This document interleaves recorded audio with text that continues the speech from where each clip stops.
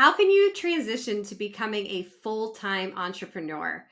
This is the dream so many of us have.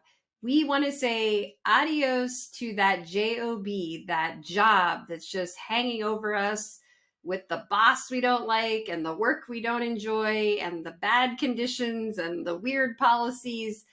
When can you be your own boss full-time, 100% of the time? In this video, we're going to go through how to get to that point.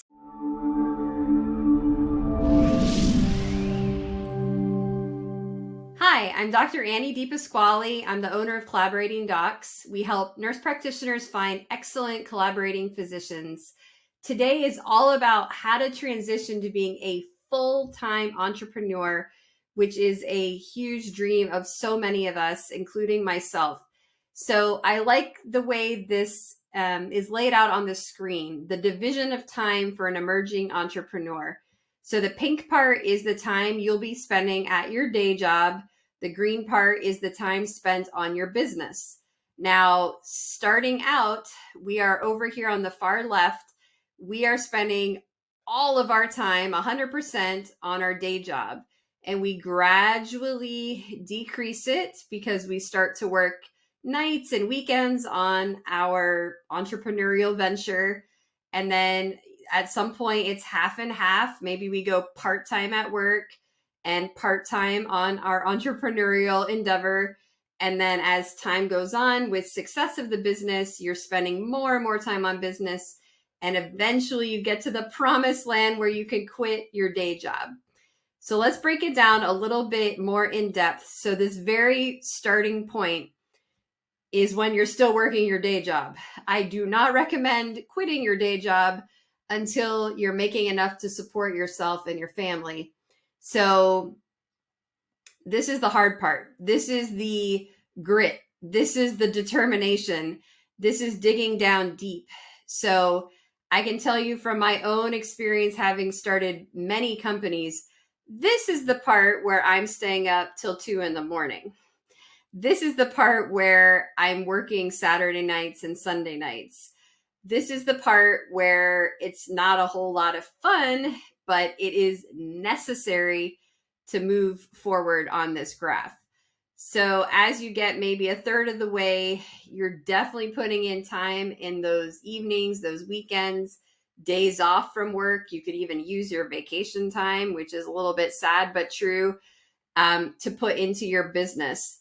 Every basically waking moment that you're not at work, you're working on your business to make it a success. Then as we move forward about 2/3 of the way, there's going to be that point where you say, well, okay, I'm now making X amount of money from my entrepreneurial endeavor.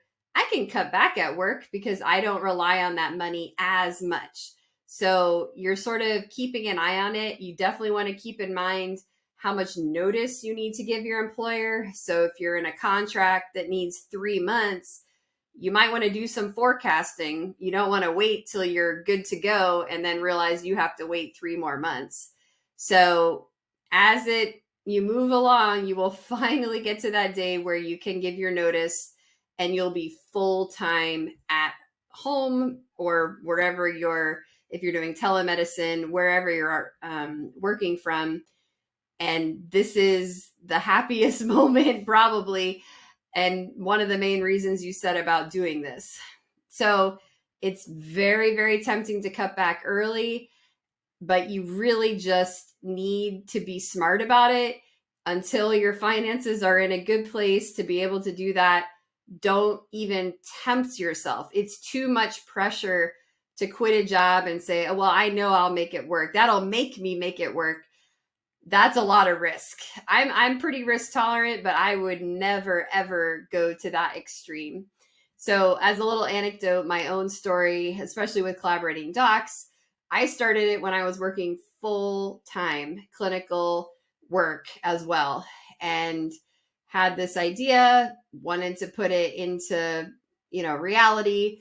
So I was working crazy hours. I would do my, 9 to 5 sort of job, clinical, and then every moment that I had my kids sleeping, I was off to the races. So, 8 p.m. maybe to 2 a.m., that's a lot of time. That's 6 hours. It adds up over the week. So I was almost putting in 40 hours in a job and 40 hours in my business, and not watching TV, not enjoying, relaxing evenings, curled up on the couch. It was all work, work, work, work, work. But, there's a happy ending to the story. As time went on, I did go part-time. So there was an obvious point. Yes, I don't need to work 40 hours doing medical things. Let me cut it to 20 hours of patient care. That opened up a lot for me. And after a while of doing that, growing the business, having reliable income, it became actually only recently, at the time of this recording, very recently, actually, I gave my notice to stop the direct patient care completely to 0%. And now time for business is 100%. So I'm just one person, but that is my story. And it took almost 2 years to get to that point. I've done other entrepreneurial things that I never got to the point where I could cut back. So it's tough. It's not a guarantee just because you decide to pursue this, it will happen. But I would say just be careful with when you start tapering off, and don't underestimate how much time and energy you're going to have to put in on top of the stressful day at the clinic and hospital to make this sort of dream a reality. Not trying to scare anyone. I'm just trying to give a little tidbit of the truth of how this typically unfolds for people. So I encourage you, look at the description below for a link about collaborating docs. If you need a collaborating physician, we're very happy and excited to help you to your success. I applaud you for watching these videos to learn how to be your own entrepreneur, and I will see you next time.